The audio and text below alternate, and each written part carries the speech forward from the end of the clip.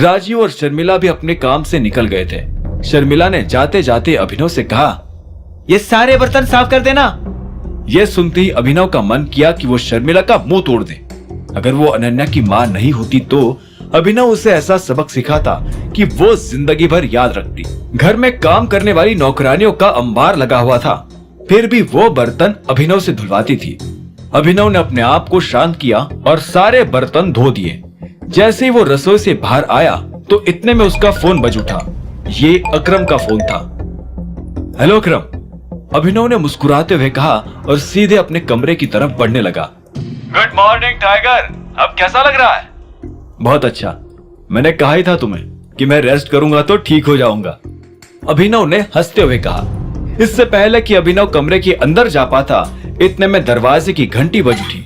वो पलटा और दरवाजे की तरफ बढ़ने लगा। चलो, ये बात सुनकर तो मुझे बहुत अच्छा लगा, पर फिर भी तुम केयरलेस मत हो जाना और रेस्ट करना, because you know we all rest upon you, Akram ने कहा।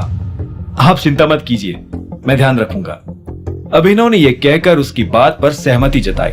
फिर अकरम ने आगे कहा, ठीक है, तुम भी चिंता मत करना, हम भी इस पर एक्शन लेने वाले हैं। हो सकता है कि इस हमले में दिक्पाल का हाथ हो।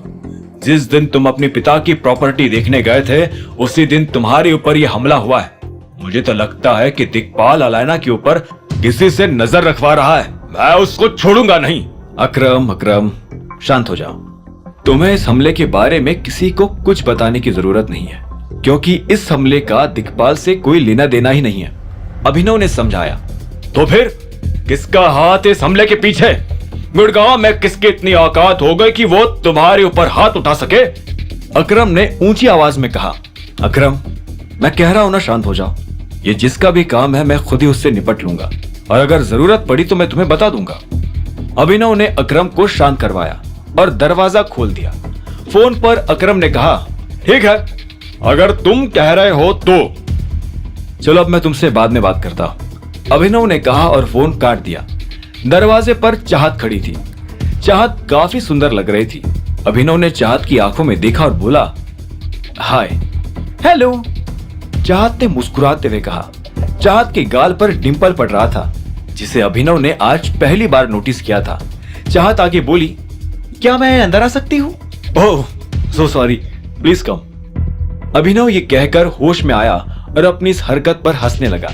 चाहत अंदर आई और अभिनव ने दरवाजा बंद करते हुए कहा, लेकिन अनन्या अभी घर पर नहीं है। चाहत ने यह सुनकर अभिनव को देखा और मुस्कुराते हुए बोली, पता है, लेकिन शायद तुम्हें कुछ पता नहीं है। मुझे तो पता है कि अनन्या घर पर नहीं है। वो नहीं, कुछ और। क्या? याद करो, चाहत ने कहा। अभिनव अपने दिमाग पर जोर देकर याद करने लगा, लेकिन उसे ऐसा कुछ याद नहीं आया जो उसे पता नहीं था। तभी चाहत ने उसे कहा, तुम मुझे आज बाहर लेकर जाने वाले थे, याद आया? यह सुनते ही अभिनव तनी भौं से चाहत को देखने लगा और बोला, मैं? हाँ, तुम्ही ने तो मुझे कहा था कि तुम मुझे आज बाहर लेकर जाने वाले हो, तभी तो मैं यहाँ आई हूं। चाहत ने जोर देते हुए कहा, मैंने ऐसा कहा था? अभिनव ने दोबारा पूछा। चाहत ने धीरे से हाँ में अपना सिर हिलाया और जोर से हंसने लगी।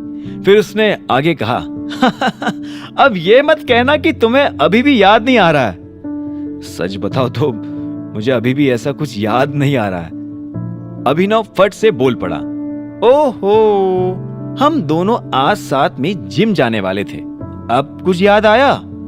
चाहत के ये कहते ही अभिनव को सब याद आ गया, लेकिन अभिनव को लगा नहीं था कि चाहत सच में उसके साथ जिम जाना चाहती थी। पर चूंकि अब वो यहाँ आ चुकी थी, इसलिए अभिनव ने कहा, अरे हाँ, मैं अभी 2 मिनट में चेंज करके आता हूँ, तुम प्लीज बैठो। तभी चाहत ने कहा, तुम्हें चेंज करने की जरूरत नहीं है, हम बाहर से तुम्हारे लिए नए कपड़े खरीद लेंगे और तुम उन्हें वही जिम में चेंज कर लेना, क्या कहते हो? नए कपड़े?